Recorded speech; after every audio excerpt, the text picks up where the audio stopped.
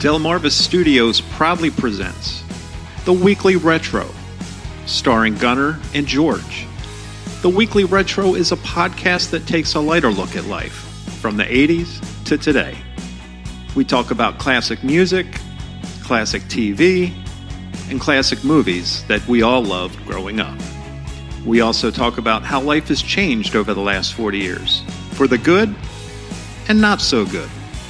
Send your questions, comments, and concerns to theweeklyretro@mail.com. Without any further ado, here are your hosts, Gunner and George.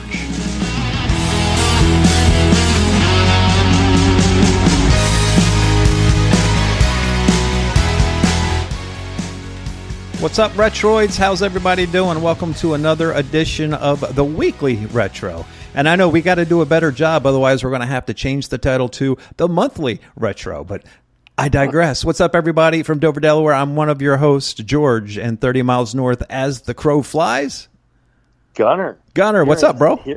Here in rainy, is it raining there, George? No, not a drop. Oh, yeah, it's coming down good here. Oh, no, yeah, lightning, thunder, the whole 9 yards. Thunder.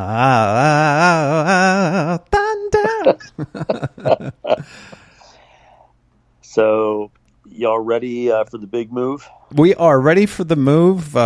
Tonight's really the calm before the storm. Tomorrow, we got to do all the selling of the items we don't need, the ordering the dumpsters, the electric, all the stuff you have to do. Tuesday is I'm actually dropping off a dryer to Matt because we're falling in on some laundry equipment over there. And then I've lent him my ladder, my pressure washer. I got to bring back all that stuff. And then Wednesday, we are packing up and heading due west from Dover, Delaware, about 10, 12 miles.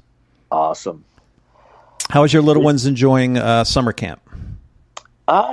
She is doing, my youngest is doing good. My 12-year-old is kind of in a little bit of almost like a holding pattern where she's too old to be in summer camp, but she's too young to stay home by herself. So she is home with me during the week, and then my 7-year-old is off to camp and loving it.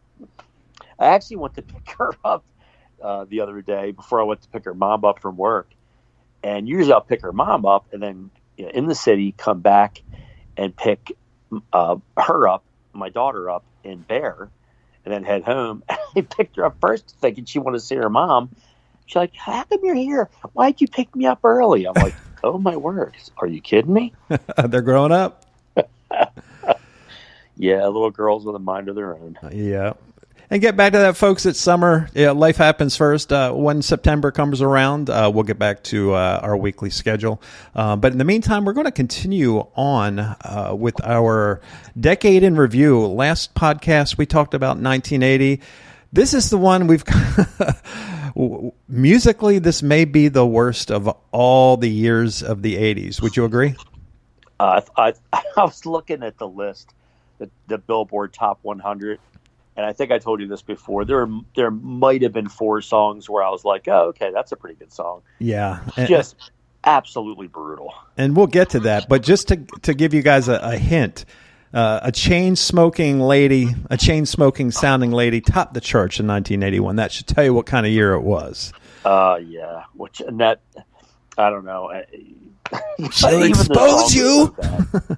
Well, let's kick it off with your song. Why don't we start it off with your song from 1981? My song was from a band that I grew up with. Got into them through my older brothers. My brother had bought the album 4. If that kind of gives you an idea who this band is, and they had some awesome, like a string of great 70s hits, and it carried right into 1981. So my song is by Foreigner, and the song was Urgent. That's an awesome song, but to me, Jukebox Hero was always my favorite song off of that album. Yeah. They had so many. I think one of my favorite 70s Foreigner song was Dirty White Boy. That's a great song. Man. I actually just got, if you don't have it, I just got last week, it's called 40 instead of 4. It's kind of a 40-year extension anniversary. of that. It's called 40th anniversary. It's a double LP. It's got all their hits on it. I haven't put it on the turntable yet, but man, yeah, they were an awesome band, and they kind of kept it going into probably like the early to mid '80s, and then they kind of waned and kind of burned a little bit, but just a good band, just an all around solid band. Well, it did top the charts on the mainstream rock. On the Billboard, it reached number 4, which, in that year it should have been number 1. I don't know what was ahead of it at the time, but it was just a great song. And the saxophone in that, it was still that, the saxophone held on in the early 80s because it was big in the late 70s. Yeah. Well, it was probably blocked by that chain smoking girl you were talking about earlier. Oh, she'll expose you. Kim Carnes. Oh, gosh, straight garbage. Now, this was the legendary Mutt Lange produced this album. Oh, okay. Yeah, and he went on to Def Leppard fame. He produced Hysteria, which was a monster album in 1987. But he interesting story about him. I don't know if you know this. Do you know who he was married to? Not off the top of my head, no. Okay, he was married to Miss Shania Twain. Really? That's right. That is right. Okay, this is going to blow your mind. Not only was he married to her, but he ended up having an affair with Shania Twain's best friend, who, if you look it up, woof woof. So yeah, he destroyed it, broke up his marriage to have an affair with her best friend. Wow. Who, when you compare the two women, yeah, that's all I'm going to say. And then she ended up becoming friends, well, I guess, with one of his friends, and they ended up together and got married. So that's crazy. Yeah, bizarre story. But yeah, he was one of the most sought after producers in the 80s. Yeah, 81. The same year he did Foreigner 4. He also produced High and Dry. That was because On Through the Night was their first one. Then he jumped in and did High and Dry, and then he saw the potential. And then of course Pyromania was next, and Def Leppard was off and running. Yeah. Now, did he produce Pyromania? Yes, absolutely. Now, I wasn't sure, but I know he did Hysteria. Yeah. Oh, he started with High and Dry in 81. He did Foreigner 4 and High and Dry in 81 back to back. Nice. Yeah. Bringing on the Heartbreak was his baby, put it together. Oh, wow.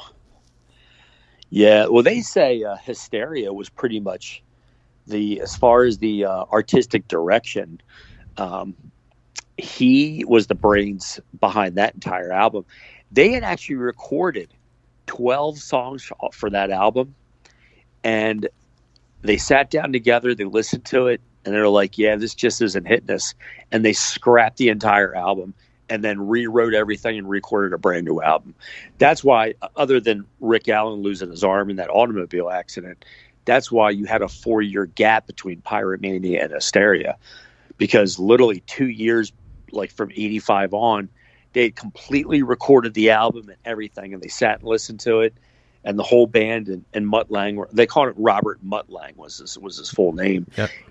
They didn't like it. They just didn't think it was going to be a big thing, and they literally scrapped the entire record and started from scratch. I did not know that. Yeah. Yep. So yeah, he was a perfectionist, I think. When it came to music and trying to get the most and the best sound out of a band, and I think that's why he hit a home run almost every time. Absolutely. South African guy too, if I believe. That I don't know. I know I've only seen a picture of him once or twice. Kind of a burly guy, Yep. kind of like long, big mane of hair. A rock and roll producer. It fits the bill. Yeah. So I went with, and I was originally going to go with a Duran Duran song, and I was like, this can't. Look, Duran Duran had one of the biggest runs from 81 to 84 that any band ever had. Yeah. With their initial one, Please, Please Tell Me Now and all that, and then Rio, and then, of course, with the Reflex, they went to a new level. But when I was 11 in 1981, or 12, excuse me, 11, 12. It depends on what time of the year it was. But the first time I heard this song, I ran out and I bought the 45 from Woolworths, and it was "Find Your Way Back" by Jefferson Starship.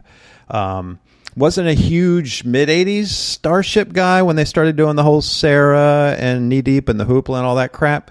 But their 70s and early 80s stuff was tremendous. Yeah, they had a few songs that I really liked, and then they were, I believe Jefferson Airplane initially, and then they went to Starship, and yeah, they had a huge smash with Jane in 1979. Jane was a huge song, and of course earlier they had White Rabbit and everything else. But this was one of my last big songs before they really turned poppy. But I loved the song, and it encapsulated a memory for me. That's why I went for it. It wasn't a great album. It topped the Rock Tracks at number 3, and it was 29 on the Hot 100. But it's a very good song, and I still can, just a great song. And, it's like picking the best turd in a bucket of turds. So I went with "Find Your Way Back." That's being brutal, but, No, 81 for me, just... now 81 wasn't Duran Duran, wasn't that Girls on Film? Girls on, yeah, their initial album was called Duran Duran, and their big song off of that, well, they had 2 of them. Please Tell Me Now. That was huge. Something I should know. Yeah, and then Girls on Film, the video was, every 13-year-old kid was just like rewinding that thing over and over. Well, I think it even eventually got banned. It did. MTV had to take it off. In the US. So they started selling it on VHS, and they sold a ton of them. Like, can you imagine trying to ban that now in this day and age? Oh, geez. With the internet, what's on the internet now at kids' disposal, that's nothing. Oh, no. Yeah. That's actually... Girls on Film might be my all-time. It's either between that one and The Reflex. It's funny because... like all the songs on Rio that aren't popular are my favorite songs. Like "Last Chance on the Stairway," "Hold Back the Rain," "My Own Way." They're some of my favorite songs. Like, yeah, they were monstrous back then. Yeah, man. there wasn't a bad song on the first 3 albums. Yeah. "Crack in the Pavement," "New Moon on Monday," all of them are even "Seven in the Ragged Tiger," the song from the album, is a great song. Yeah. Yeah, it's real good. While we might as well stay with it and talk about the music of 1981 and what we were referring to, the number 1 song of 1981, "Betty Davis Eyes" by Kim Carnes. Oh my word! Yeah, there's just no words. And then what young kids today may think was the song from Happy Gilmore, "Endless Love" from Diana Ross and Lionel Richie. Oh man, I hated that song. Yeah, and the movie, of course. Who was in that movie, by the way? What was her name? She Brooke Shields. Brooke Shields, thank you. Yeah, she took off with that movie. Yeah, that was. It was on. I have HBO Max, and I was just flipping through because they have. I highly recommend HBO Max, but they have a great library of movies, and that movie was one of them. I'm like, I've never seen this movie. So I was like, let me sit and watch it. Bro, I couldn't even get past the first 20 minutes. I had to turn off. It was brutal. It was so dated. It was ridiculous. Yeah, they say, this is a dated movie. Yeah, the movie doesn't hold up over time. No. It was actually, the acting was poor. It just didn't grab me. I'm like, I'm not sitting through 2 hours of this. Well, things don't get better with number 3. Kenny Rogers, the king of roasted chicken, "Lady." Yeah. That's a song when I hear it, I just want to drive my car off a bridge. It's so depressing. Yeah, number 3. Number 3. Third best song of the year. That just shows you how bad the year is. And then posthumously released in 1981, John Lennon's "Just Like Starting Over." He had December 80. They released it the following year. Now, I want to tell you number 5. This is kind of like a guilty pleasure for me. Dude, I love this guy. Yeah, I thought "Jesse's Girl" was a great song. Fantastic song. And "Love Is All Right Tonight" is a great song, too. That's a really good song. He's underrated. He's got a few good songs. I like Rick. And then Kool and the Gang, the most cheesy, basic compilation. To me, that was lazy music. And nothing against Kool and the Gang. No. It just was lazy. I didn't even like it in fifth grade. I'm like, because if you remember, Gunner, they played that song every 30 minutes on the radio back in the day. Yeah, it was bad. It was bad. Like that is that's got to be the number one wedding song of all time. And I'll be honest with you, I like Hall & Oates. This song is not one of my favorite ones by them. I've really enjoyed it in the 80s. I will hit the skip button today if it comes on, unless I'm in that mood, you know. Sometimes you're just in different musical moods. Yeah. The next guy I loathe. Eddie Rabbitt. Eddie Rabbitt. Number 8, Eddie Rabbitt. I love a rainy night. What's fitting for me now? But yeah, that what about it? But talk about a cheesy song. Yeah. And then number 9, the sellout, the Dolly Parton. This 75-year-old lady is in a... Did you see her the other day? She got in a teddy and took a picture for her husband's birthday and then posted it on social media. Yeah, that's the thing. If you're going to do that, dude, like keep it with your husband. Please. And listen, I'm all about the lovely ladies. But, you know... Yeah, act your age. Please. And then REO Speedwagon, they were okay. High Infidelity was a good album. And I'll be honest with you. What's the kindest way I can say this? I don't love this song, but I can't necessarily say I hate it. Me neither. But if I had to listen to one of these, I could listen to that. Keep on Loving You by REO Speedwagon at number 10. Oh, dude! And this number 11, I want to drive a stake through my eardrums when I hear that. When I remember this song, how does a theme from a TV show make it to the number 11 song of the entire year? 1981, bro. The theme from The Greatest American Hero. Believe it or not, I'm doing a podcast. And the hits just keep on coming. Because when you think good songs, you think of Joey Scarberry. Dude, what a horrible, horrible song. But number 12 for cheesy songs, 1981, wasn't terrible. I had a thing for Sheena Easton as a young man, so maybe that's why I look at her. Yeah, she was a tasty looking dish, man. Her Sugar Walls. Yeah, that's the song by her I really like. Yeah, that's a good song. And then Smokey Robinson at number 13, Being With You. I for somebody who had a music show for a year and a half, I don't remember that song. I don't remember it either. I apologize to Smokey fans. Smokey's a great singer. Now, number 14, I remember going on trips on vacation, and this song being the big song that year on the radio. Playing with the Queen of Hearts. Knowing it is really smart. I mean, these people really went out of the way in 1981 with writing lyrics. Yeah. My motor brother used to say, playing with the Queen of Farts. Yeah, well, I think we all did, dude. Stinks. And then number 15 is something that I hope happens soon because this world is certainly going sideways. It's Rapture by Blondie. Yes, which gets credited for one of the initial rap lyrics in it, right? Fab Five Freddy. That I don't know. This song isn't one of my I like Blondie. Okay, it's not one. This song isn't one of my favorites. Call Me is my favorite. Yeah, I like Call Me. Call Me's a great song. Yeah, but Rapture is often credited as the first song to present rap in it because she goes into that whole rap in the middle of the song. Yeah, I would say it was kind of a trendsetter. And but yeah, I mean, sorry, go ahead.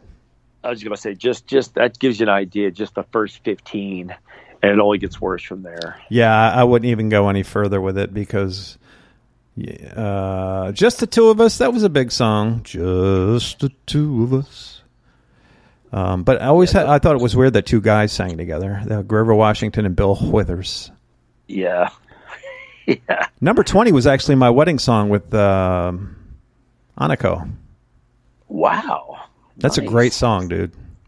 Yeah. Why did I'm going to get in trouble for not choosing that as my song?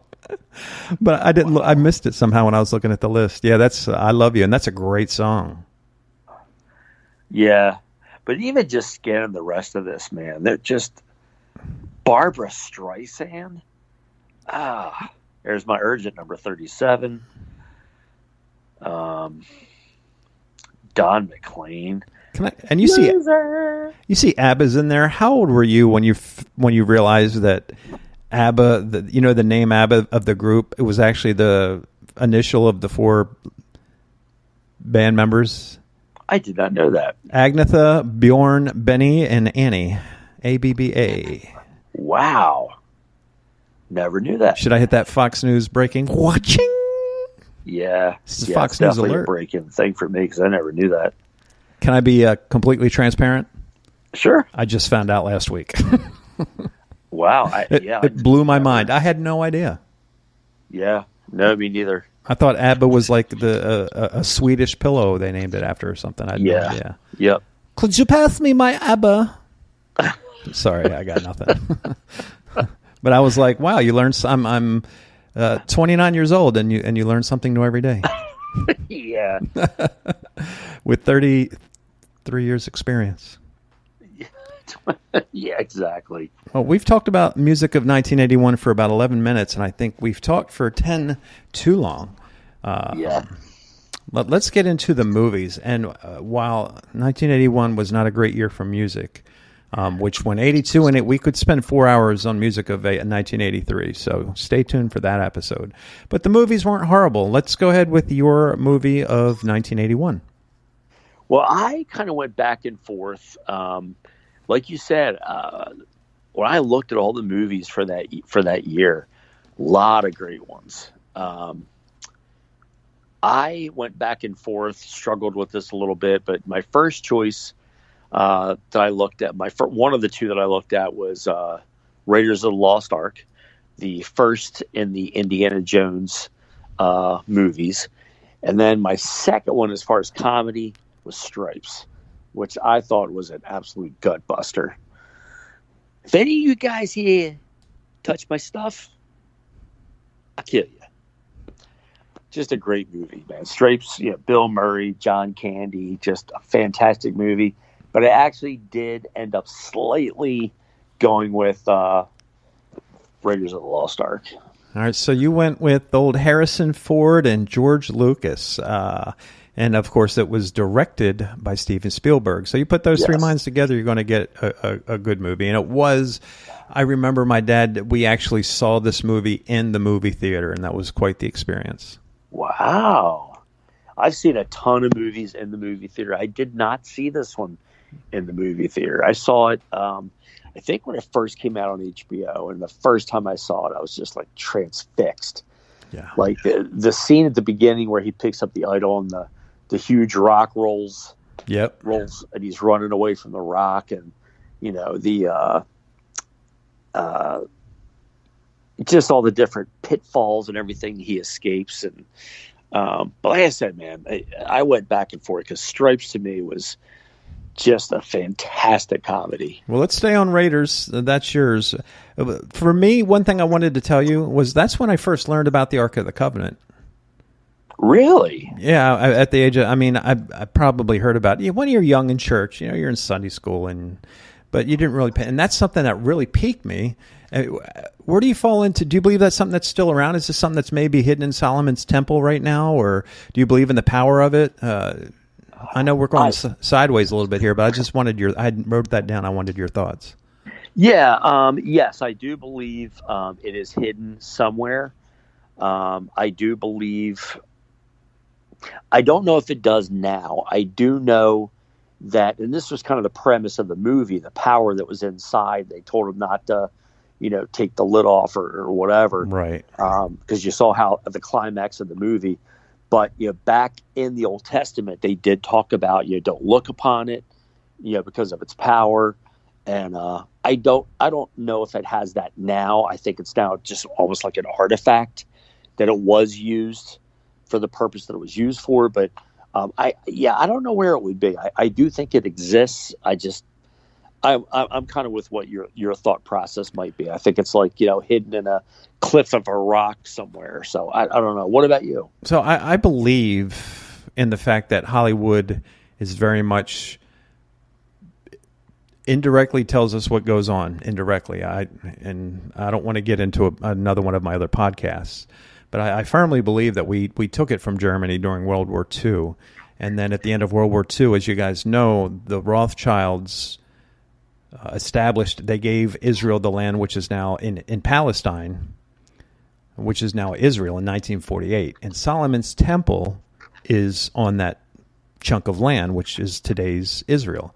And I firmly believe and hold to this day that it is in Solomon's Temple. Ah, okay. And that's just old George's. Could be, I think the Ethiopians claim to have it, and there's some monks watching over it, but my personal belief is it is in Solomon's Temple in Israel. Yeah. Yeah, I want to do more research on that because, to me, it intrigues me. Anything that they find. I actually kind of gone off a little bit, and we'll go back to what we're talking about. I saw briefly, I don't know if I saw it on YouTube, but they recently did a dig near where the Red Sea was. Of course, there's the parting of the Red Sea with Moses, and the story is the Egyptians were following them on chariots, and Moses had put his staff down, the sea parted, he got across on dry ground, and then as the Egyptians were chasing them, the waters went back and they all drowned. Well, evidently they're doing this dig where that area was, and I didn't hear what all they found, but man, I think stuff like that is so interesting. It's fascinating. Yeah, me too. Absolutely. Yeah, that old archaeology, especially in the Egypt area, is just insane. The stuff they find. And then when they find different places, like in Jesus's days, where they may find a temple that he was in, and you can see like the base of it, and I don't know, man. That is like, I've always said I wanted to go to different places. That would be my dream place to go. I would love to go to the Holy Land. Would love to. Yeah, I'm right there with you, bro.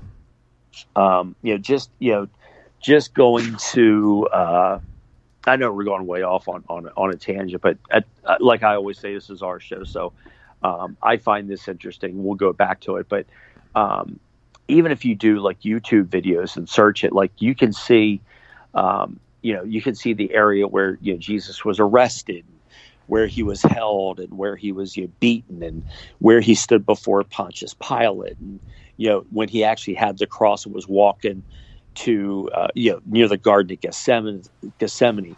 And it's really, really interesting is Golgotha, where him and the two thieves were crucified. What the name of that hill was called, right? What its nickname was? Yeah, but I can't recall it right now. They called it the Place of the Skull.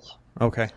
And if you look at it now, 2,000 years later, oh my word, it's chilling. The first time I actually saw it, there's a reason why they called it in the Bible the Place of the Skull. But what is so almost sacrilegious? Today, there's like a bus transit built right next to it. Are you serious? Yes. It blew me away when I saw that. That's insane, dude. So, yeah, you can see the three crosses, and then there's the skull right behind it. Yes. That is chilling indeed. Yes. So you have the path of going, to where he was crucified. You have what they call Joseph's tomb, which belonged to a man named Joseph who was rich, and he offered his tomb and nobody had ever, there was no other, because back then they buried, families. It was like a family crypt almost. And he wanted Jesus's body to be in that tomb by itself. But if you go right to where Golgotha is, the site of the crucifixion, there is literally like a bus transit like barn right next to it. Like it's gated off, and you see all these buses like in a row, like Greyhound buses. I'm like, you do realize what this site represents, right? So, jeez, a bus station. That's why I was talking to you earlier before the show about that, but we'll talk about that later. But yeah, I just blew my mind, that picture. I'm going to have to do a show on that now. One thing before we move on from Raiders, though, because it's going to come up again when we talk about the movies of 1981, where it ranks. People forget music. John Williams served, he was the composer for Star Wars Empire Strikes Back. He came along and did Raiders, and that's a tremendous song that you hum and everybody knows to this day. Yeah, it was a great song, great movie, great soundtrack. Yeah, actually a lot of really good movies came out that year. Yep. So now I'm really anxious to hear yours. Well, mine was Stripes. Oh, okay. Absolutely, and partly because I'm a huge Bill Murray fan. I'm a huge John Candy fan. And, of course, on my time in the military, I have a certain affection for it. The part where he's doing push-ups and the guy's underneath the floorboard pushing him up, John Candy, was hilarious to me. That's the fact. Jack was one of my favorite sayings from the 80s. Yeah. Yeah, that scene with Francis when they were introducing themselves. Yeah. Oh man, this is a classic movie. It is. Judge Reinhold's in it. Judge Reinhold's low key in a lot of big '80s movies. He was huge in Caddyshack too. Yeah, he was in that. Of course, our famous scene in Fast Times at Ridgemont High, which I think came out the following year, '82. But yeah, Judge Reinhold was a really funny guy. And one thing that another reason this movie holds a special place in my heart is because I was a huge fan. I think we've talked about this before on other previous podcasts, but SCTV, you remember SCTV? Yeah, John Candy. Yeah, well, the whole cast from SCTV was in the movie. You had Dave Thomas, you had Joe Flaherty, you had John Candy. All those guys were from SCTV. Yeah. And then you even had John Larroquette, who would later be a huge star on Night Court. Night Court, yeah. Sergeant, bring up the Jeep. Yep. And a lot of people don't remember Bill Paxton had that was one of his first roles. Wow. I have to go back and watch that movie. It's been a long time since I've seen it. Yeah, I've probably watched it once or two, maybe even 3 times a year. I have it on Blu-ray. It's a really, really good movie. And I encourage if you guys, any young kids who haven't seen it, go out of your way to watch it. So that's our movies. Gunnar had Raiders of the Lost Ark. I had Stripes. Let's talk about the top movies. And it was a good year. Indiana Jones was far and away the winner. It doubled the number 2 with a whopping 212 million domestic and over 300 million worldwide. And this is 40 years ago. That's without inflation or, anything like that. Wow. Number 2 was a good movie. I saw it at the drive-in movie theater in 1981 in the summer of 81. I tried to watch it again a few years ago. I couldn't make it past the first 15 minutes. Really? Yeah. On Golden Pond, what is your thoughts on that? I saw it, probably not. Let's put it this way: it wasn't memorable for me. I know it was a huge movie, but it was not very memorable to me. Yeah, like I said, Peter Fonda, and I think Jane Fonda's in it, right? Yeah, it just didn't hold up for me. And then number 3 was disappointing to me. Superman 2. Yeah, I didn't care for it. That was when Hollywood was really getting knee deep, or actually, I should say, neck deep into sequels. Yeah. Everything was a freaking sequel. Yes, absolutely, because they saw what Star Wars did. Well, Star Wars, and then I think Rocky was one of the first ones that did sequels. Good call. I'm trying to think what else. Star Wars, Rocky, Superman, like you said. Mm-hmm. The Rambos. Absolutely. Now, the 4th movie was a low-key great movie to me, and it was Arthur with Dudley Moore. I never saw it. Are you serious? Never. You know what? I think I have seen it one time, It was Dudley Moore, and he was like in a bathtub, and he was always drunk all the time, right? Yeah, that was. I thought it was a very good movie. I probably saw it on HBO back in 1981 when I was like a kid. Yeah, I think that could be why I don't remember it that well. Because after I said I didn't see it, I'm like, you know what? I think I did see it, but it just didn't and it didn't really hit me. The theme song from that was Christopher Cross, right? Yes. If you get caught between the moon and New York City, good song. Yeah. Dudley passed, right? Yeah, he died. He's been gone a while. A couple years ago, 2-3 years ago, right? No, I think it's actually been. Hold on, give me a second. I will look it up. Man, it's sad how fast the time goes anymore. Yeah, he's been. He died 19 years ago. My God, he died in 2002. Yes, March of 2002 to be exact. March 27th. Moly. He was married to a Rothschild. Did you know that? Nicole Rothschild, his right? first wife. Yeah. Now I've lost some respect. He was also married to Tuesday Weld. Yeah, and her sister Wednesday was the maid of honor. See, that was terrible. Now I'm curious. Illness and death. Because I didn't realize he was born in the 30s. Wow. Yeah. He had a lot of health issues.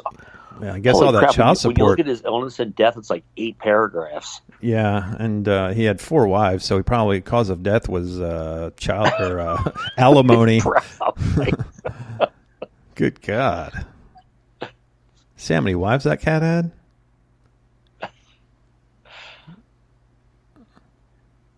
Dudley Moore. He was a handsome guy. Yeah, all 5'4" of them. Oh, that's right. He was a short cat, wasn't he? Yeah. Well, except when he wore his top hat, that would give him a few more inches. That's right. He always seemed like a nice fella. Yeah, he only lived to be 66. He passed in New Jersey. Wow, I didn't know that. That must be like a short drive from New York because he was a New York guy. Yeah. He was nominated for the Golden Globe for Arthur. He didn't win it. But I thought he did a tremendous job in that movie. If you get a chance, you should go back and give it a second chance. It's really good. Yeah. Number 5 was Stripes, which we covered already. $85 million for that young cast. That was tremendous. Number 6 was a fun movie to me. I really enjoyed it, and I love the premise of the movie. Cannonball Run. I loved that movie as a kid. Burt Reynolds, Jackie Gleason was just, oh man, he was so great in that role. It's a great movie, and I think the whole premise was it was a race from like California to New York or something like that. Yeah, yep. And just lots of Hodge. I loved that. And then Dom DeLuise was in that movie too, right? Oh yeah. It was star-studded. That was one of the first. I can't say first. That's not fair to say, but it was one of those movies where it just had a star-studded cast all through it. Yeah, I really enjoyed that movie. Yeah, I did too. I watched it a lot. Moving along, number 7, Chariots of Fire was huge that year. A big song. Vangelis, I think the cat's name was. Even the song, the piano song, topped in the top 40, or it charted the top 40 at least. Yeah, never saw that movie. For Your Eyes Only, I enjoyed that Bond movie. I will tell you, I love that movie. Me too, dude. Is that the scene? Is that the movie that in the beginning, Roger Moore's in the helicopter and he scoops the dude in the wheelchair and drops him down the pipe? It could be. It's hard for me to remember which movie goes to which one. I just remember View to a Kill because Duran Duran's got that one in the Eiffel Tower. I remember that scene. Yeah. Roger Moore, like, other than a couple of the other he ranks up there pretty high for me. I really loved Roger Moore. Yeah. He actually did the most James Bond movies of any actor. For the role. Right. I like Craig. What's his name? The new guy? Craig something? Daniel Craig? Daniel Craig actually is my favorite. But this next one that comes out in October is his last one. Yeah. the first one, whatever the first, maybe it was Skyfall or whatever the Casino Royale. That was freaking awesome. Yeah, that is my all-time favorite Bond movie ever. But we're going to have to do a Bond show sometime. Yes. I didn't realize you were that big on the Bond movies. Oh, I love James Bond. Oh. It's funny because me and my wife, we went down to this was, I don't know, probably 6-7 years ago, and it was the second Bond movie ever made with Sean Connery. So you're talking like 1963. Oh my good Lord in heaven! It is the most cheesiest. Like we talk about dated movies. Like go back and watch. Like I think it was Dr. No. I think that's what it was. Yeah, Dr. No and Octopussy and Moonraker. Yeah, it was rough. But as it went along and Roger Moore took over the role, now I will tell you, I don't know what you think about it. I was not a fan of Pierce Brosnan, not even remotely. I liked him better on, what was the TV show he did? Magnum Steel. I liked Magnum Steel. I thought he was an okay Bondsman, but he was kind of on par for the 80s at that point. You know what I mean? Yeah. To me, he just wasn't relatable.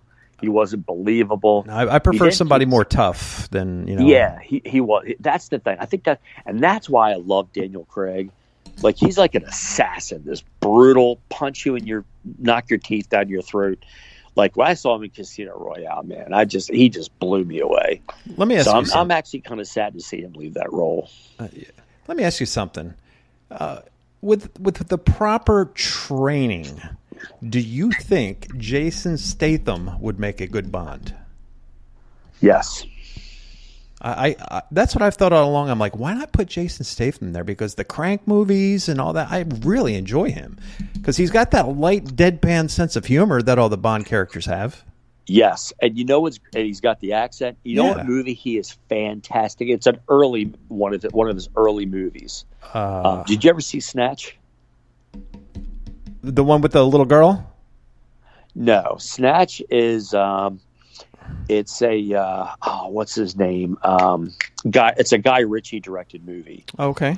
And it's got Brad Pitt playing a gypsy boxer. It's got Jason Statham. It's like a gangster movie. Oh, I know which one you're talking about now. If you've never seen it, it is worth the 2 hours to sit and watch it. It is an absolute awesome movie. I'm looking at it now. Dude, it's crazy. I didn't realize Jason Statham's been around this long. This is from 2000. It's a 21-year-old movie. Yeah. It was one of his. It wasn't his first one because it's either a prequel or it's a sequel. I think it's actually the sequel to Lock, Stock, and Two Smoking Barrels. Yes, Lock, Stock, and Two Smoking Barrels. Gotcha. Yep. Man, awesome movies. And I agree with you. Yes, I think Jason Statham would be an absolute awesome Bond. He's got the physicality. He's got like you said, that deadpan sense of humor. He's actually, I will tell you, Jason Statham is one of my favorite actors, man. I love him. I do too. And for you guys listening at home or at work, and shame on you if you're at work. You're working. Get back to work. No, but seriously, who do you think would make a great James Bond? Who would make a great replacement for him? Send us an email to theweeklyretro@mail.com.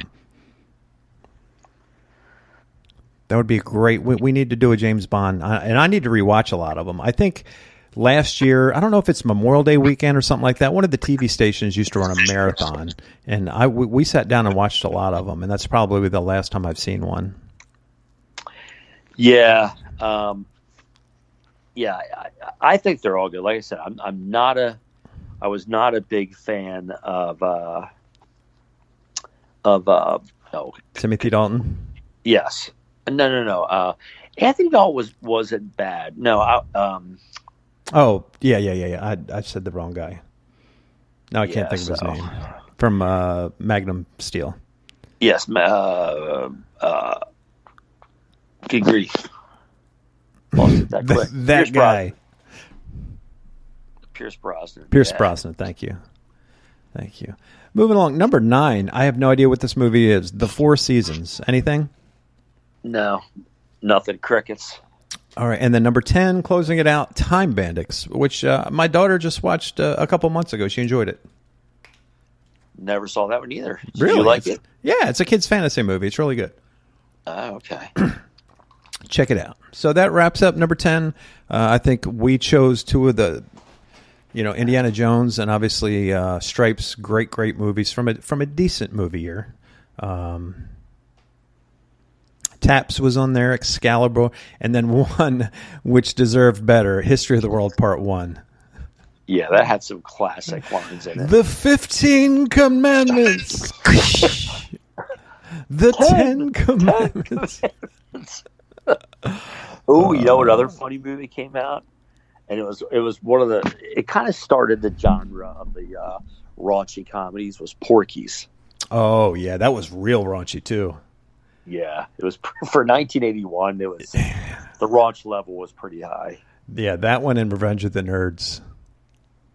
Was that in 81? It was. I think that was 80 actually, the year before. But that time frame was when things really started to get raunchy. Yeah. Yeah, he was. That movie was spectacular. So, do you want to delve into sports, or do you want to talk about the major events and pop culture type of things first? Let's do major events. All right. So, let's see. Oh, the famous wedding between Lady Diana and Prince Charles. Where were you when they got married? Correct me if I'm wrong. Was it in the summer? Yes. I remember it being on all three networks, 3, 6, and 10. I remember, because I watched a lot of TV as a kid. I mean, I was outside. I was we had woods near my house. I was in the woods. I was, starting fires and, all kinds of stuff as a kid that, young boys do, but I remember them talking about it happening, and I remember turning on the TV, and it was all that was on. Like it was like one of the biggest events of the year. So I was at my friend's house in Pennsylvania. My mom sent me away for 2 weeks. They had they actually lived 2 houses down from me, and they had a summer cabin in Pennsylvania. And I got woke up because, if you remember, it was in the morning. They got married at like noon. So I remember them waking us up at like 6 in the morning, having breakfast, and they had me, which I guess, hey, it's a good thing I did, because now here I am 52 years old and say, I saw the wedding. But yeah, that was a huge, and for folks who weren't alive at that time, that was a huge deal, which is kind of weird to me because I still don't understand why it's a big deal. No, and I remember it being a big deal. It just popped in my head. I hope I'm not stealing your thunder. You know, another big event just hit me.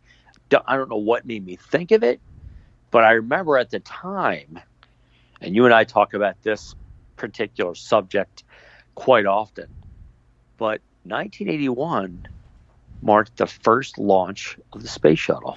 That is correct. The Challenger. Columbia, excuse me. Yes. And I want to say it was in April of that year. Don't ask me why I remember that. And I remember, give me a second. I could probably even tell you who the two astronauts it was April of 19. It's right in front of me. I have it up here. You were correct. The very first space shuttle mission. John Young was the commander, and I want to say Robert Crippen. Yeah, was the co-pilot. That's right. And that was when they just set 2 guys up, and I think because it was the first one, they only went up and maybe orbited a few times and came back. Cool story. Cool story, bro. Yeah, cool story. For people who don't know, I don't buy into the whole NASA thing. I think it's a scam. But they certainly got in their plane and they flew around the Earth a few times. People are scratching their head. What the hell is this guy talking about? Anyway, yeah, April 1981, NASA launched the very first space shuttle mission. The Space Shuttle Columbia successfully carried 2 astronauts, as we previously said, Robert Crippen and John Young, on their inaugural flight for the Space Shuttle program. And it went up pretty high. It came down. It's a good thing we give NASA $54 million a day for what they do. But that's incredible you remember that. And you know what, man? I knew it was Robert something. I couldn't remember, and I couldn't tell you the exact day, but I remember that was big on TV too. It was like, oh my word, they're a plane that that blasts off and then glides back and lands on a landing strip. Like I remember it being really, really big news. Yeah, see, I think I saw. What year did The Shining come out? I want to say 80. Yeah, and that's when. I don't know if it was my buddy across the street or whoever it was like, "Yeah, man, that's the guy who directed the space mission." And I'm like, "What?" And then if you go back and watch The Shining, you realize the Tang and the kid wearing the USA rocket. Stanley Kubrick's like done everything but telling everybody, "Yeah, I filmed the space shuttle," or the July 20th, 1969, the Apollo 19, right?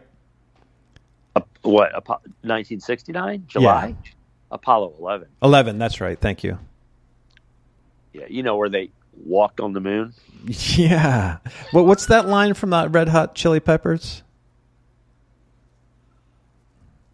Space is the final frontier, but it's made in a Hollywood basement. Oh yeah. Californication. That's a good song, man. Yeah, good album. Yeah, Red Hot's. I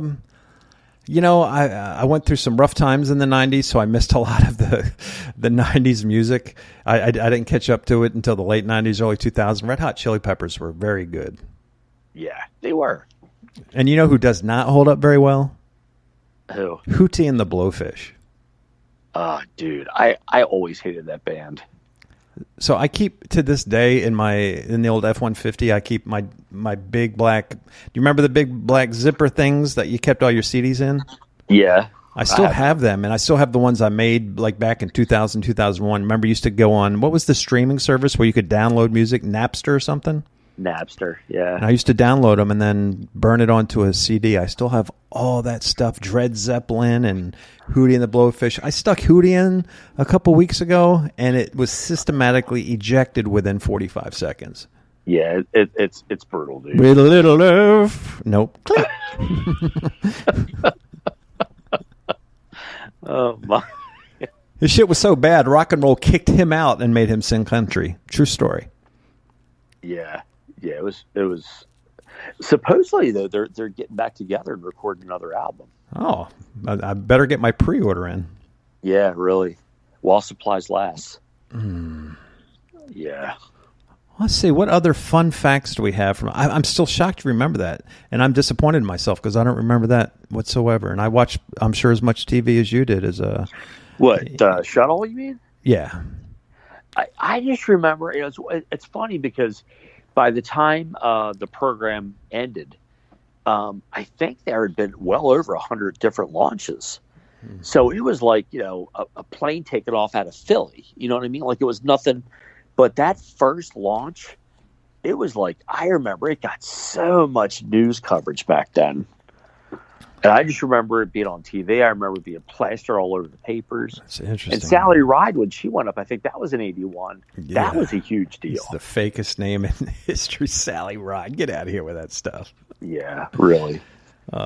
Johnny Rockets. Oh, wait, that's a restaurant. Now, this story I remember, which is crazy because I don't remember the space shuttle, but I remember clearly that summer when 13,000 air traffic controllers walked out.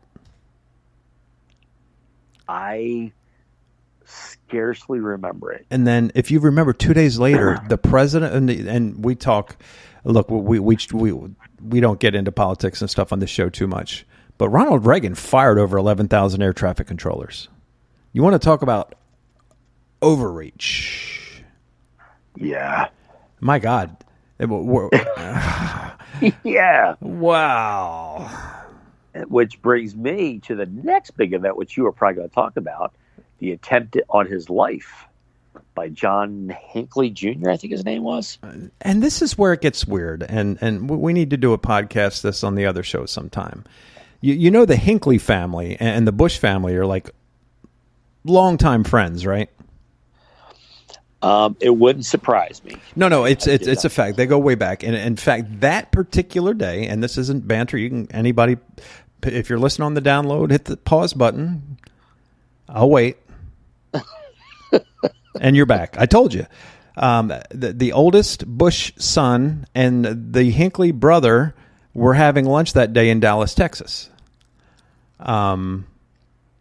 So it's either A, that was George Bush trying to knock him out of the way and take control, because George Bush is not a friendly guy. As a matter of fact, right now, George H.W. Bush is below us taking a swim in a very warm place. Or many people say, what was Reagan's occupation back in the 40s and 50s? He was an actor. He was an actor. What did they accomplish? What happened after the shooting happened? What was the name of the Secret Service agent who got shot in the head? Oh, James Brady. The Brady Bill. And what came of the Brady Bill? More gun control. Gun laws, right? Yeah, gun control, yep. Yeah, they're bullying that frog. So anyway, it's just something for you folks to think about. But correct, that was January of 1981, if I'm not mistaken. Yeah. And you know what happened? And you can look up this. Man, it's almost scary how good my memory can be. March 1981. Sorry. Huh? March 1981. Yes. So you know what happened either the same day as the Reagan assassination attempt or shortly thereafter? And you can look it up. The Phillies traded Greg Luzinski. So what you're saying is the attempt on Ronald Reagan's life was a diversion from the bull being traded. Yes, that is exactly what I'm saying. Wow, really? Neil Bush and Scott Hinckley were having lunch that day. Bam, there you go. So that's confirmed. And then Greg Luzinski trade. Or maybe he was signed, but I think the Phillies traded him. I want to say to the White Sox. Here we go. And I think it was in January, or right around the same time. I can't find exactly where, but it was. I didn't know he won the Roberto Clemente Award in 1978. He's a great guy. And for those of you guys who don't know or don't really follow baseball, he's still a legend in Philadelphia, and he has a barbecue joint at the stadium. He still does, right? Yeah. It's called, what's it called? The Bulls Barbecue or something? Bulls across the nose. Wow.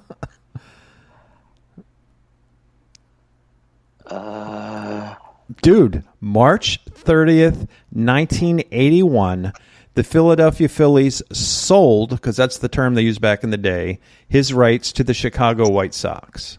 March 30th, 1981. I was off a couple of months, but I knew it was close to that event. No, what are you talking about? It was the same day, March 30th, 1981. U.S. President Ronald Reagan was shot. Oh, it was the same day. I thought I misunderstood. I thought you said it was in January that the assassination. No, I originally did. Then I said I was wrong. It was March. Oh, okay. So it was the same day. Man, you are scary. Okay. I knew it was because I remember getting the news. I remember sitting back in my parents' living room at the house I grew up in. And I remember seeing that, and then I think I remember going over to the sports section, which was my favorite section when my dad would bring in the paper in the morning. And I remember opening it and thinking, the freaking Phillies traded Greg Luzinski? Yeah, I was not happy. No, and he had a problem like a few other famous baseball players. He struggled with his weight. He did, but I tell you what, when he went to Chicago, he was actually considered more of a feared power hitter because he got more playing time. Because his playing time diminished a lot later in his career with the Phillies. Yes, sir. Which was one reason why he was expendable. His role on the championship team for the 80 Phillies, he wasn't a big part of that team. And in fact, I think in the World Series, he was relegated to pinch hit duties, if my memory serves me correct. Yeah, you're probably right. That sounds correct. Wow, man. So, it was the same day. That's interesting. You remember that. We'll throw a little bit of 1981 trivia at you, and then we're going to move into sports. Okay. Dude, the Dow Jones Industrial, we just eclipsed 35,000 the other day. It was 875 in 1981. Wow. Good grief. What do you think the average monthly rent was in 1981? Can't we think about this? There's a number that popped in my head immediately, but I'm afraid if I say it, you're going to be like, dude, you're a dope. No. I'm going to say 375. You're not off by much. 315. Impressive. Okay. And I actually thought that was low when I thought that. Cost of a gallon of gas? I am going to say... Remember, this is coming off the heels of the mid-70s. Yes. I'm going to say $1.19. Very close. $1.25. Okay. How about a 19-inch color television, which is insane when you think about the quality of a 19-inch television back then. But remember, most of the stuff was made in the United States back then at this point still, I believe. Yeah, like you didn't have the Hitachis and the Sonys back then. Yep. Now this I have a feeling I'm going to be way off on, so I'm just going to throw a number out there. I'll say $259. $400 for a 19-inch big tube TV. Wow. Yeah, isn't that crazy? That's insane. I knew I was going to be off with that one. And then lastly, how much do you think the where did it go? Median price of an existing home if you were going to buy yourself a house. All right, give me about 20 seconds to think about this. Are you Googling it? No, I'm not. I would not Google it. I'm just messing. I would not cheat like that. Yeah, tink, tink, tink, tink. Yeah, I don't want to. I want to venture a guess. I do, so I am going to venture a guess. I am going to say 60,000. That's very close. Existing home is 66,000. A new home's about 78,000. Very well, very good. And then lastly, it still shocks me to this day. I want to karate chop bankers in the throat when I see this. The interest rate in 1981 was 15.75%. Oh my word! Great googly moogly. You're taking our money and giving it back to us at a 15% rate. I mean, I need to have a conversation with my mom why they let these people get away with this stuff. Oh man, that's just brutal. And now people are like, 4%. What? Yeah, I know. No kidding. So, since we're in the news, I think the perfect way to segue into sports, there was a major news event that affected sports, and it was the 1981 Major League Baseball strike. Yes. Yes. And I was shocked. That was the first time in my life, and in many, where sports and business crossed paths for the first time. Yeah. And to me, this was one of the first steps in baseball not losing its place at the top of sports in America for me. Yeah. I would say, because baseball is always considered America's greatest, America's pastime and all that. And I would agree with that. I think, I will tell you, I was, I don't know, it sounds like you were pretty involved in baseball then. I was a late bloomer. So I did not really start getting into baseball big until the 83 season. Like I watched the 80 World Series with my family. It was big at our house, but I myself did not really get into baseball hook, line, and sinker until 83. That season got me into it. And then I lived, breathed, and ate baseball all the way up until the next strike, which happened in 1994. Yep, and that's where it pissed me off. It pissed me off so bad. It's like, and it really hurt the game badly, and they're still feeling it 27 years later. Yeah, absolutely, and it cost them. And I grew up playing Little League when I was 7 years old, so I was a fan of the Reds in the 70s, the 76, 78, 78 Phillies, all of that, and I was very invested in. If I'm not mistaken, Gary Carter was still on that Expos team, and I loved Gary Carter. And that whole team. I had a Chris Spire glove. Chris Spire was a player I still remember his name, and he was like just an okay player for the Expos.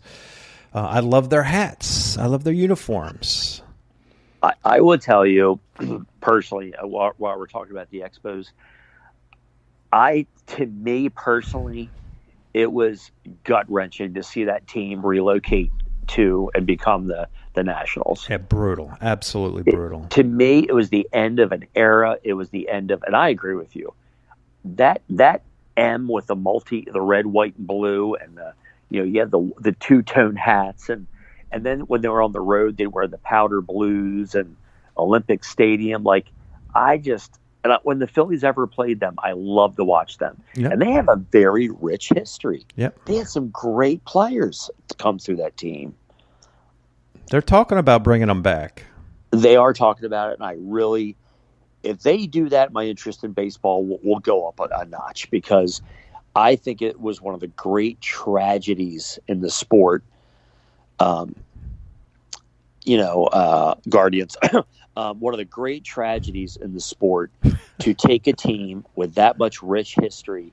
Granted, they lasted 1969, I think was their first year, through, I want to say 2003, maybe 2004, something like that. But come on, you are ripping a team, and people in Montreal to this day say how much they miss the team.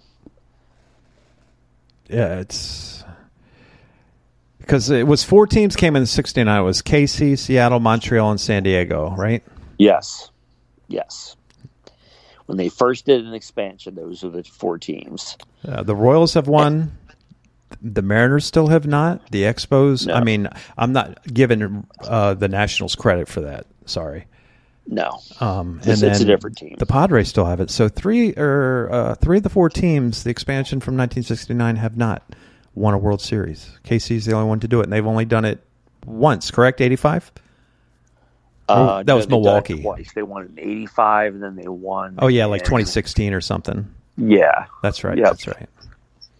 So they've won 2. But it's interesting. While we're talking about expansion teams, do you realize when the Diamondbacks won their championship back in 2001, they were only in their 2nd or 3rd year of existence? Yep. That is amazing. And the Blue Jays were only around, I want to say... They came in 76, right? 77 was their first year. Was their inaugural year. So they won 16 years. So in their 15th. Because I remember the night that they won it, the commentators were like, wow, the Blue Jays won a championship in only their 15th year. And then you fast forward to 2001, the Diamondbacks won it like their 2nd year of existence. Yeah. It's like... holy moly. Well, it helps that you have 2 of the most dominating pitchers in baseball. Yeah. Randy Johnson and the Shill. The Shill, yeah. So getting back to the baseball season itself, they had a strike, they resumed, so they did a split season. They took the champions of the first half and the champions of the second half, and I still to this day firmly, nothing's set in stone. But I think if that season was left alone, I think the Expos would have ran off. Okay, so we're still talking about the Expos. I agree with you. I think they could have had a great shot at winning their first championship that year. But and this is ironic, very ironic. Do you know the same thing happened in the 94 season? Now, that season was wiped out. There was no World Series for the first time in like 90-some years. But they were in first place, right? Not only were they in first place, they were dominating the entire season. They had by far the best record in all of baseball. And a lot of historians believe, had that season not ended, the talent that was on that 94 team would have won the World Series. They would have won it all. So they had their chances wiped out in 94, and then you had the split season.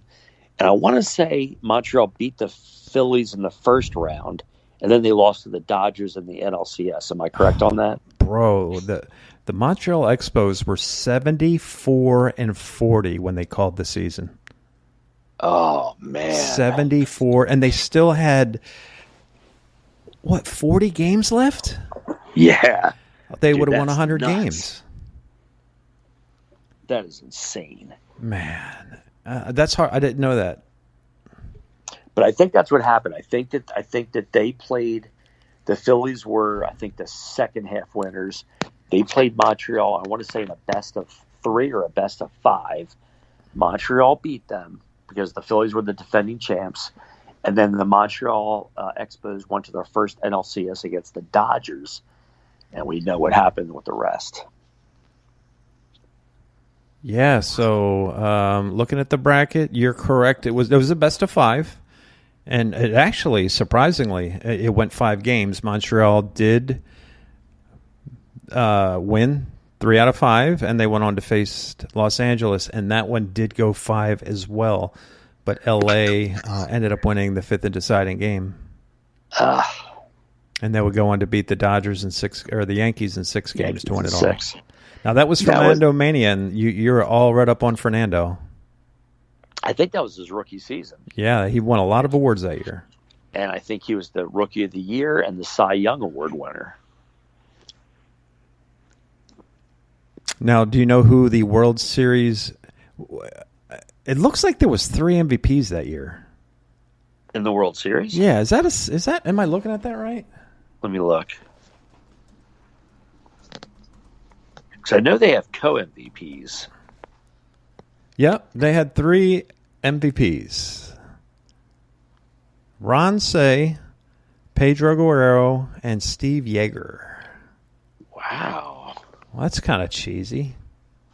Yeah, Pick that is one cheesy. and move on with your life. What the hell? Yeah, you're right. That is Ron Cey, Pedro Guerrero, and Steve Yeager. lame. Take a guess. Who was the number 1 draft pick in 1981 by the Seattle Mariners? Popular player? Nope. You may know him because you're more baseball than me. I'll say Rance Molinax. Rance Molinax. Mike Moore. Okay, I would have guessed His that. Wookiee is his Wikipedia page is like a paragraph. Oh, wow. Yeah, number 1 pick. He won by 19. It's crazy because he was in the league for like 11 years and he won 161 games, but he also lost 176 and had a career ERA of about 4.5. But hey, listen, anybody who strikes out 1,600 baseball players in your career, that's good. And he played with the A's in the World Series. So he was just one of them guys that would pitch an inning or two. He was a career bullpen guy, but he made a hell of a career for himself. Yeah. Good for him. Yep. Now, wow. So we're talking about the 94 Expos. They had the best record in Major League Baseball. They were, at the time the season ended, they were 74-40. And from June 1st to the end of the season, hold on to your hat for this one. They were so dominant. They went 46-18 the rest of the way. Man, that is... Could you imagine being the owner of that team and them 2 seasons happen? Just, it's not meant to be. Maybe at that point you're like, just screw it, take them to D.C., send them to all the rest of the filth down there with D.C. 5 Expos were at the All-Star game that year. Is that when Moises Alou was at his peak? Yes, Moises Alou. That guy was a monster. Yeah, Moises Alou. Well, here was the starting lineup. Moises Alou, Sean Barry, Will Cordero, you remember him? Oh, yeah. Darren Fletcher, who was wasn't he a catcher with the Phillies at one time? Maybe. Cliff Lloyd. Wow. Marquise Grissom. What? Mike Lansing. No way. Larry Walker, and a young Pedro Martinez. Larry Walker, if you remember, he went on to take that 95 Rockies team to the playoffs. Yes. Yep. Wow. What a yeah, team. that team was phenomenal. What a team. And a stupid strike, money, ruined the team, ruined the game. Well, there you are, folks. The 1981 Major League Baseball season. Your World Series Los Angeles Dodgers champions. Let's move along to what, to me, was a very memorable season, and a young guy who, former quarterback for Notre Dame, would take a national stage and would go on to make a hell of a Hall of Fame career. 1981 NFL season would pit the Cincinnati Bengals, the AFC champions, against the NFC champion. And these guys used to be perennial dumpster fires through the 70s. They were terrible teams in the 70s, the 49ers. I wonder if that's who it was in 91. Was that the catch? Was that the 81, the catch, yeah.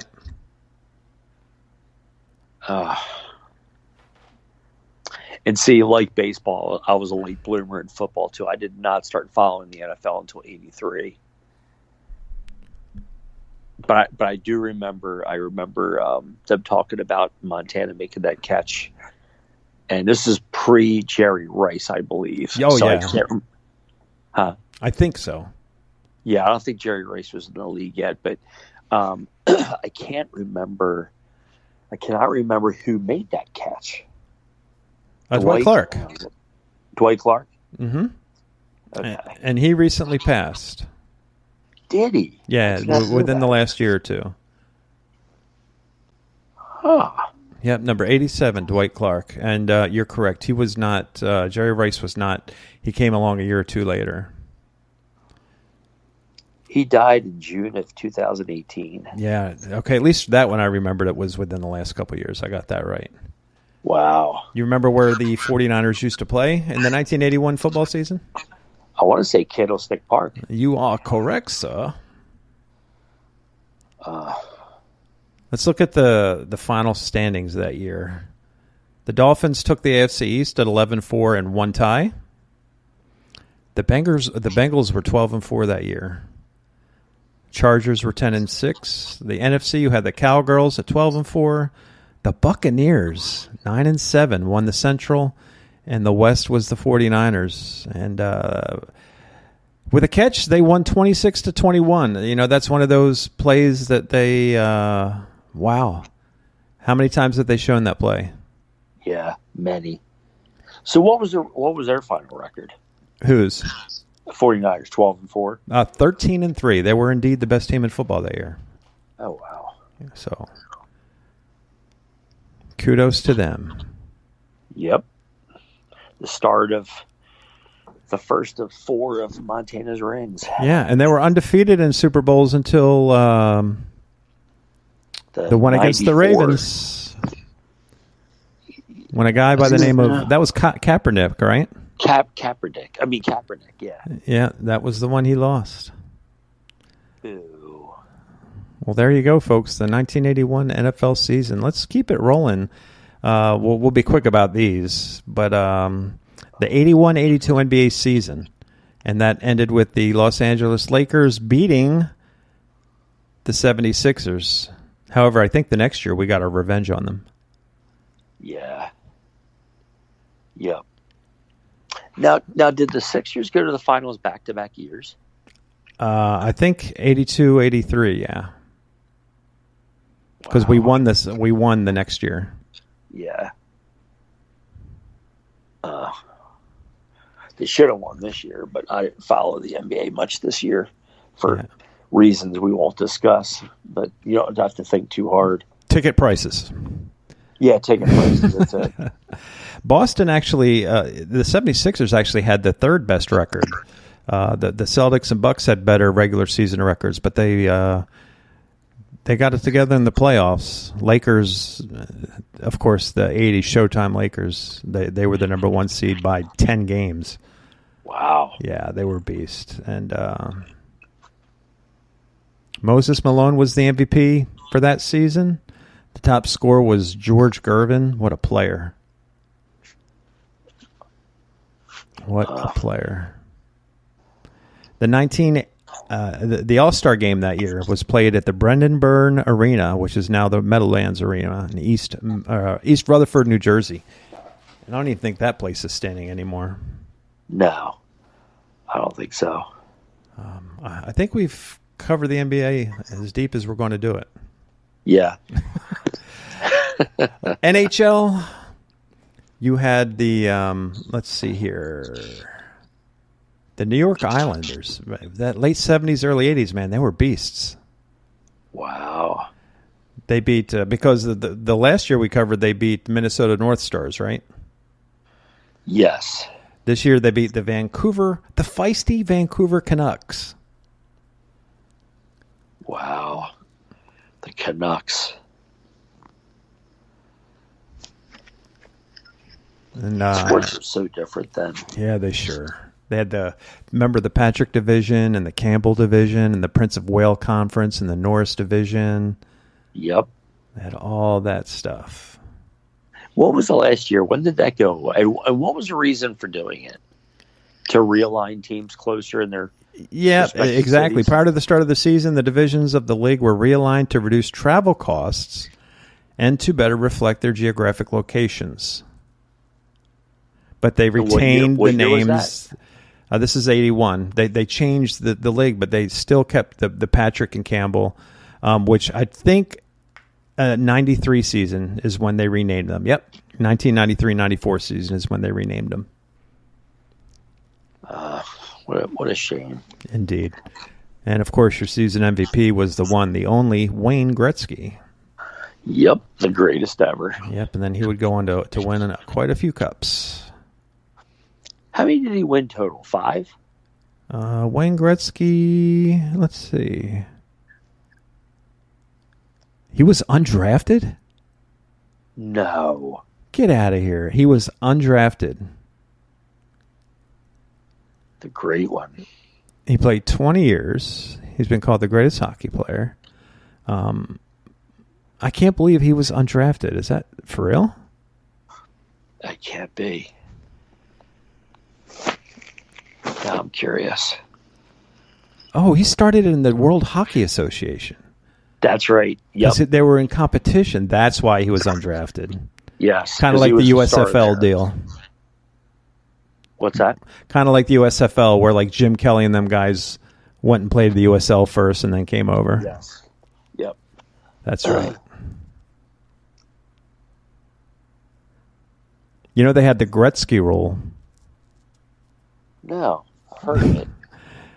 In 1985, as a part of a package of 5 rule changes to be implemented for the 85-86 season, the NHL Board of Governors decided to introduce offsetting penalties where neither team lost a man when coincidental penalties were called.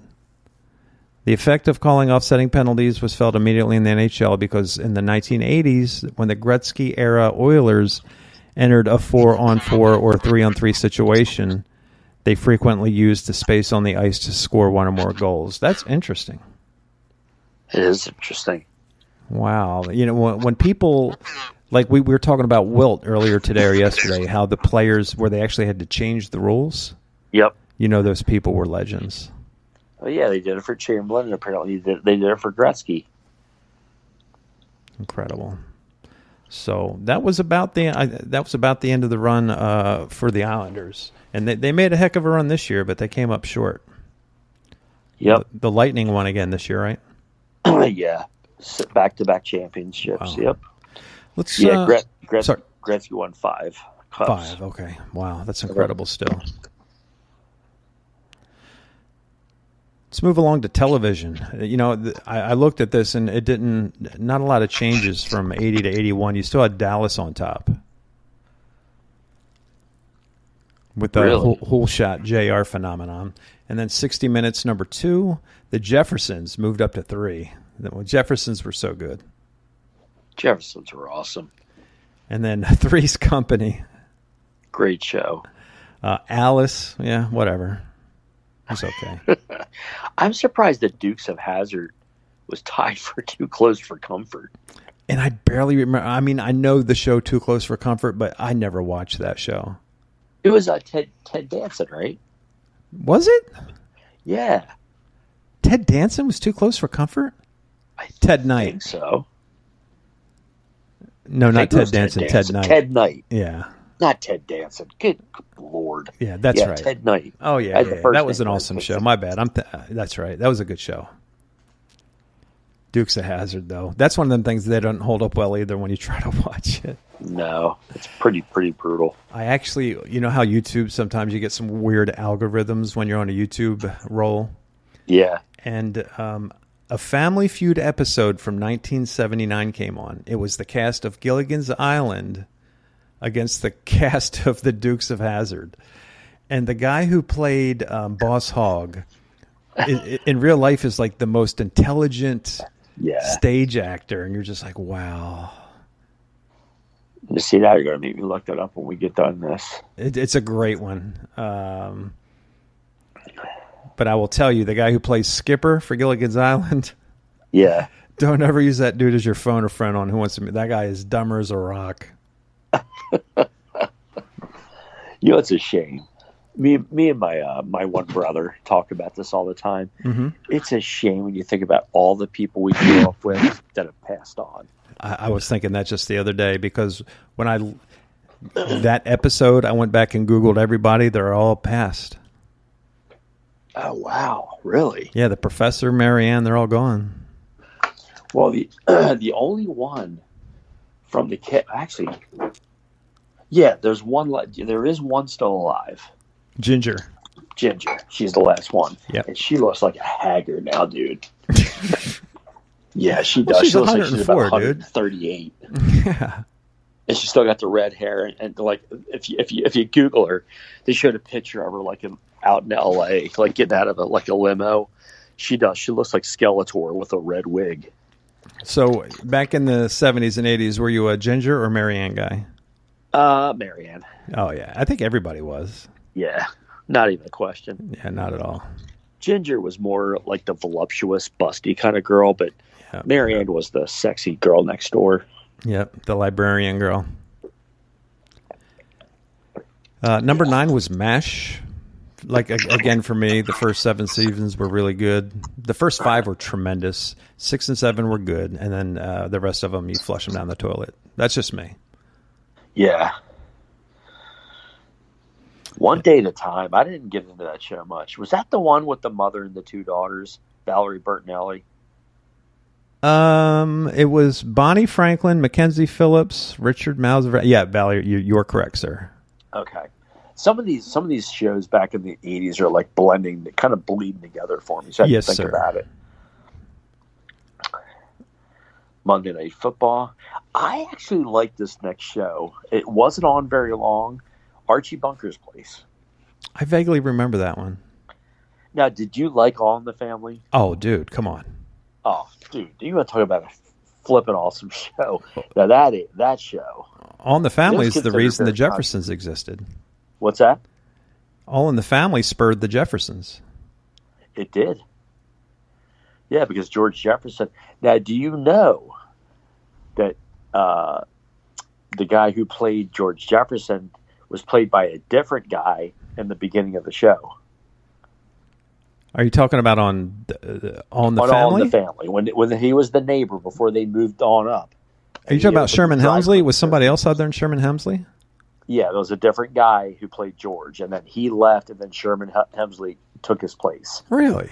Yeah, he was an older guy, taller, and a little heavier.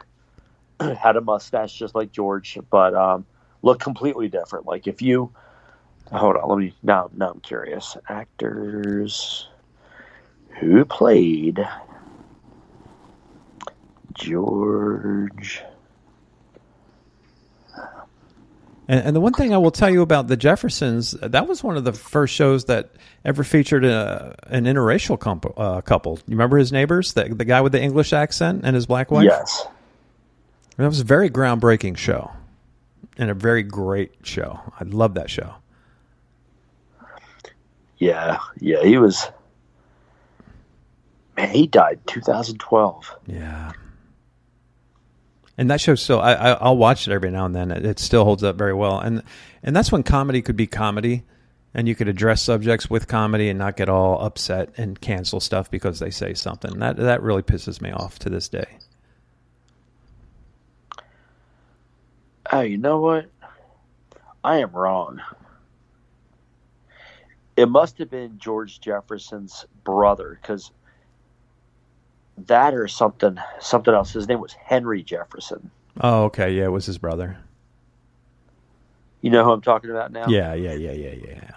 Okay, yeah. So no, it was always Sherman Hemsley. Or Hemsley, or however you pronounce it. Helmsley. Falcon Crest. I don't really, I remember it. I didn't watch it. That was one of those Dallas type of shows. And then the Love Boat. Yeah, the greatest song. Soon we'll be making another run. Heart to Heart, Trapper John M.D., Magna P.I. That's such a that great, was a cool show. I still watch that every now and then too. Yeah. Happy Days by this time sucked. Oh yeah, Dynasty. for sure. Huh? Oh, absolutely, it sucked. Oh, dude, the last 5 seasons of that show should never have aired. I think we talked about this. I think maybe even on the last show. It was a horrible show. Yeah. Dynasty, Laverne and Shirley. Laverne and Shirley was good its first couple seasons, and then that show tanked. Yeah. When Lenny and Squiggy got in their 40s and they were still acting like that, it was kind of creepy. Yeah, I agree. And So Sha-Na-Na tried to make her reset their career. I'm like, doo-wop's dead, bro. It died in 1958. Yeah, I agree. So, not a good year for music, a decent year for movies, and an okay year for TV. Would you agree? Yeah, definitely.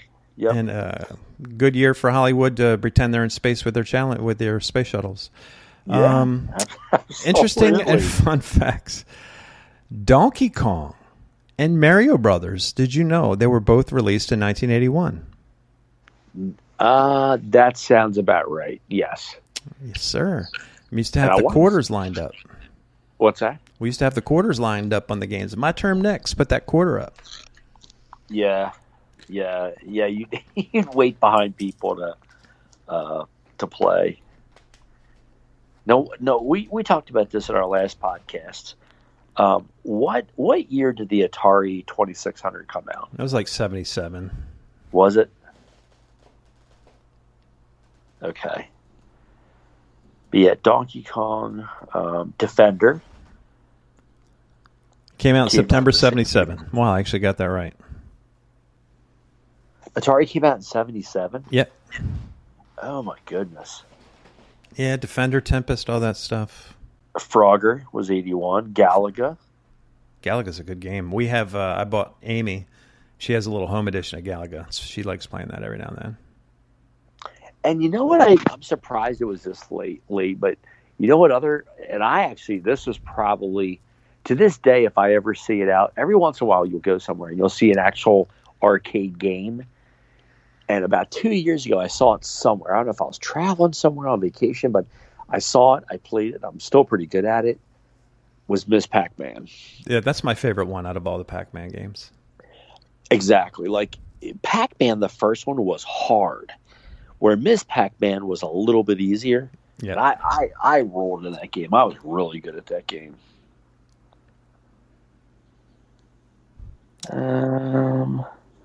Yeah, some of these other games I'm not really remembering. Sky Skipper. You remember that game? Skyscraper?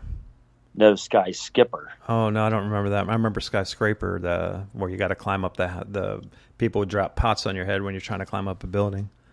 Yeah. Frogger. You know what else? 1981, MTV launched. And, of course, the first video played was... Oh, is it? Hold on. Give me a second. I promise you I'm not Googling it. I should know this. Was it by a female artist, I Want Candy? It was Video Killed the Radio Star by the Buggles. Wow. I wouldn't have guessed that. Did you know Metallica was formed in 1981? Now that you say it, yes, I did hear that at one point. Man, they're a 40-year-old band. That's insane. Legit, they are 40 years. And then the biggest daytime moment in daytime TV history. My sister was into this. Do you remember what the big event on General Hospital was in 1981? On General Hospital, when the dude married the chick. Luke and Laura got married. Remember. Huh? Luke and Laura got married. Luke and Laura. Yeah, I do remember that. That was huge. Yeah. Do you know what famous What infamous 1980s car made its debut in 1981? What car? Mm-hmm.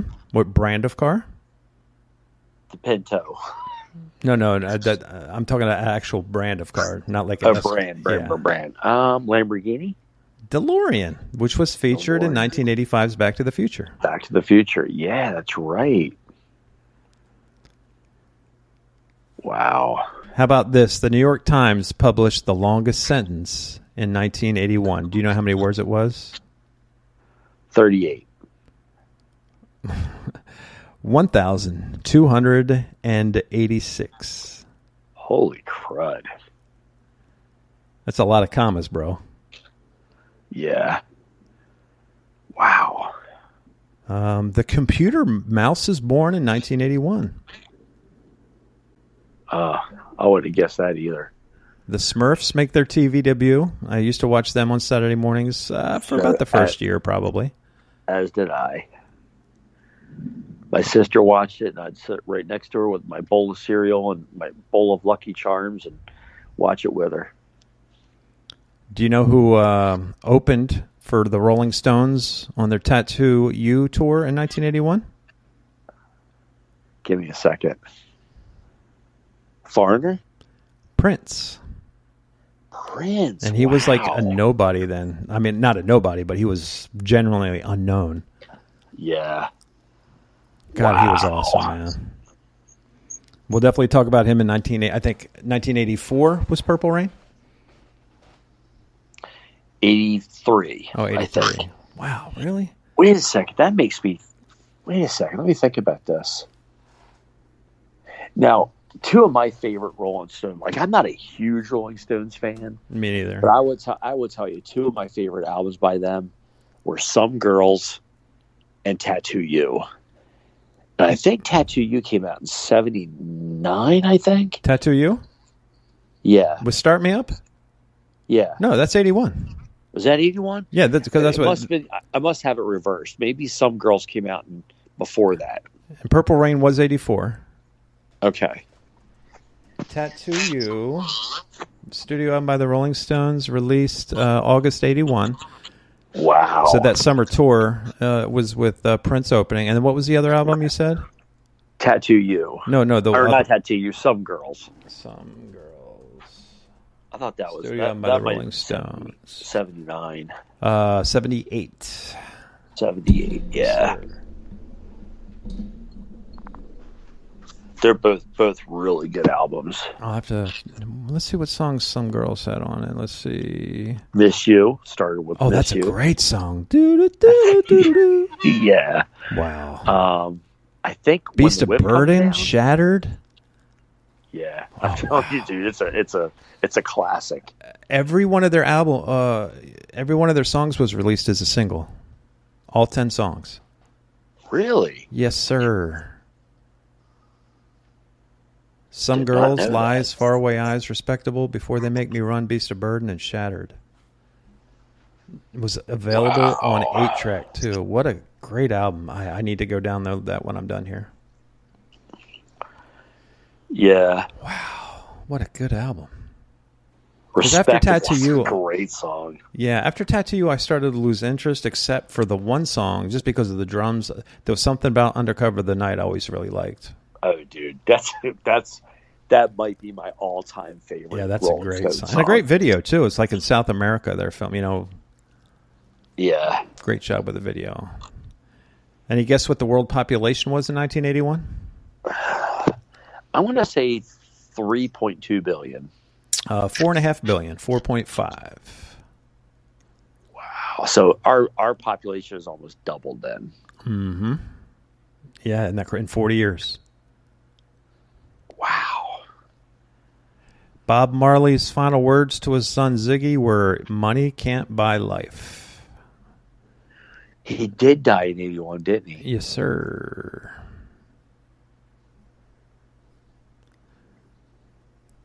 National champion in football. It doesn't say, it just gives the bowls. Indiana. Oh, I remember watching the Indiana-North Carolina game in 1981. They won 63-50. Wow. Wow. And then lastly, to call it a day, Post-it notes became a thing in 1981. Wow. Post-it notes were born 40 years ago this year. And one other big story that I completely, and in this one I do remember, the first American test tube baby was born in Norfolk, Virginia. Do you remember that? Yes, I do remember that. Absolutely. How do you feel about that? I don't know. I never really thought much about it. I remember being a kid not understanding the concept of it, but to me, that's when to me you hear the term people are playing God, Mm-hmm. and that's what I first thought of when I heard that. Like, okay, it's just people, just like when people try to manipulate, and determine the sex of a baby, or, to me, you're playing God. But yeah. Interesting stuff. That was fun, man. We've gone an hour 40 already. Wow. So 1982, we're going to start to kick up the spice. In 83, that may be a 6-part special. Yeah. Just for the music alone. And the sports was, Yeah. 83 sports, movies, the whole kit and caboodle is going to be great. But we'll be back again soon for 1982. Gunnar, anything you'd like to close with? Nah, just this was fun, and I'm hoping hopefully next weekend we can do our next one. Probably not next weekend. I'll be moving this weekend, but that's right. Definitely Okay. Yep. I'm game for sometime the week after. I'll definitely need to sit down and relax at that point. These old bones moving. Definitely. After all the moving you got to do. Yeah, for sure. So definitely within the next 2 weeks, folks. And then, like I said, when we get, the kids will go back to school and things get normal, we'll go back to a weekly basis. But life happens. Yeah. Yep. But yeah, this was fun. Yeah, absolutely. We turned lemon into lemonade with 1981. Exactly. All right, guys. Well, for Gunnar, I am George. I want to thank you guys for your continued support. If you have any questions, comments, or concerns, shoot us an email to theweeklyretro.com. Check out theweeklyretro@mail.com. Go to our website. I'll update it in the morning with our songs and everything, and there's a chat room in there. Drop us a line there as well. I just clicked the wrong outro song. Let's try this one. There we go. We'll see you guys real soon. As soon as I hit this play button. There we go. That's my producer's fault. Andy, you're fired. Gunnar, it was always good, man. Thanks, bro. Yeah, man. All right, we're going to fade to black until 1982. We'll see you.